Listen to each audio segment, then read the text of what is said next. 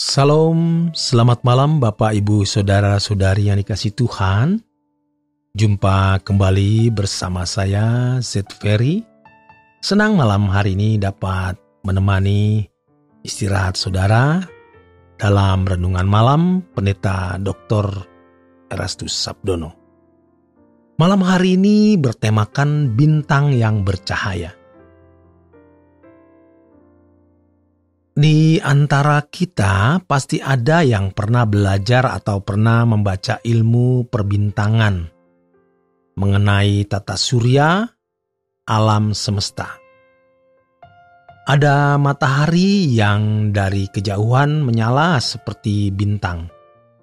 Ada juga bulan yang merupakan planet yang disinari matahari, lalu memantulkan cahaya. Ada bintang-bintang yang bisa dilahirkan atau muncul, tapi juga ada bintang-bintang yang padam atau bintang-bintang yang mati. Ini yang bisa kita lihat di alam semesta ini. Dan ini bisa menjadi gambaran kehidupan manusia. Paulus dalam Filipi 2 ayat 15 mengatakan demikian, supaya kamu tiada beraib dan tiada bernoda sebagai anak-anak Allah yang tidak bercela di tengah-tengah angkatan yang bengkok hatinya dan yang sesat ini, sehingga kamu bercahaya di antara mereka seperti bintang-bintang di dunia. Kita harus menjadi seperti bintang-bintang yang bercahaya, bukan menjadi bintang yang mati, melainkan bintang yang hidup. Masalahnya, bagaimana kita bisa menjadi bintang-bintang yang bercahaya? Tentu tidak semua orang bisa menjadi bintang. Tidak semua orang Kristen bisa menjadi bintang. Hanya orang-orang yang sungguh-sungguh mencari wajah Tuhan, meninggalkan percintaan dunia dengan segala keindahan serta hiburannya, dan yang benar-benar hidup tidak bercacat, tidak bercela, yang dapat bercahaya seperti bintang. Tentu ini kualitasnya tinggi, namun Allah sanggup membuat kita menjadi bintang yang bercahaya.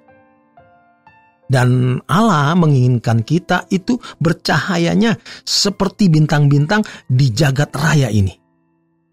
Oleh sebab itu, kita memeriksa diri. Apakah di mata Allah kita sudah terkualifikasi atau digolongkan sebagai bintang yang bercahaya? Ini menjadi tantangan kita.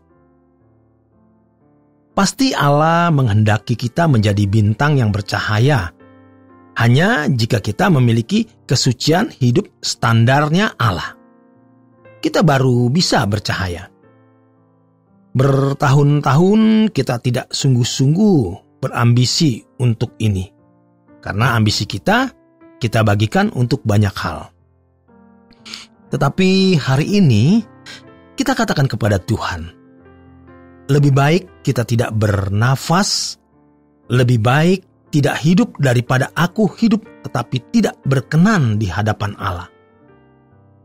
Lebih baik aku tidak bernafas, lebih baik aku tidak hidup daripada hidup tetapi tidak hidup di dalam kesucian. Ini kelihatannya berlebihan, tetapi ini standar. Karena Allah sendiri, Bapa kita yang berkata di dalam 1 Petrus 1 ayat 16, kuduslah kamu sebab aku kudus. Kita bisa berani nekat untuk pendidikan, untuk uang, untuk karir, untuk pangkat, untuk gelar. Namun mengapa untuk kesucian kita tidak nekat? Maka kita harus mempersempit hidup kita supaya tidak bias dan banyak fokus. Kita mempersempit hidup kita untuk satu titik. Kita harus dapat fokus dan fokus kita hanya satu. Kesucian hidup.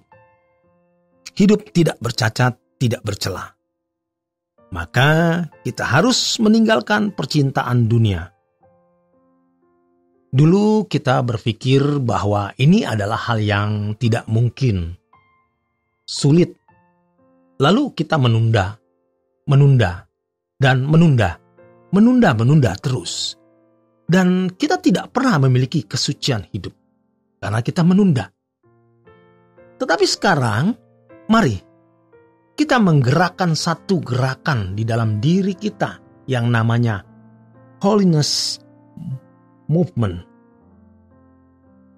Pasti ada saja orang yang menganggap kita sombong, berlebihan, dan menilai kalau kita mau menutupi dosa.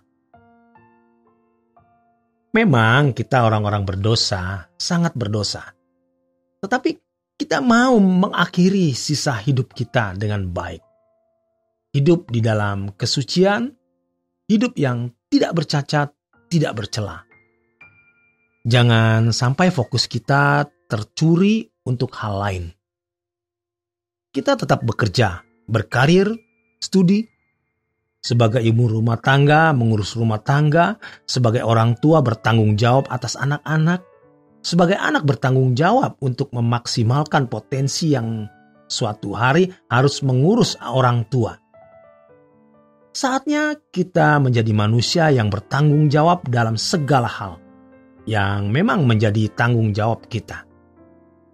Kesehatan, studi, karir, rumah tangga, dan lain-lain. Tetapi semua itu harus membawa kita fokus ke satu titik, yaitu bagaimana kita hidup berkenan di hadapan Allah. Dan melalui semua kegiatan hidup, melalui semua tanggung jawab yang kita kerjakan, kita melakukan apa yang sesuai kehendak Allah dengan kehendak Allah. Apa yang benar-benar menyenangkan hati Allah, yang benar-benar menjadi kesukaan Bapa.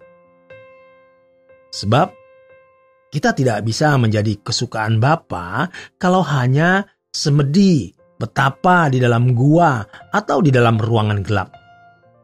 Tentu kita harus berdoa, harus ada waktu untuk itu.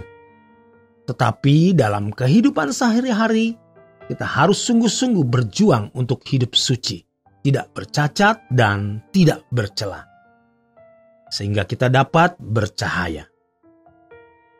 Demikian kebenaran firman Tuhan malam hari ini. Selamat berjuang, selamat beristirahat. Tuhan memberkati.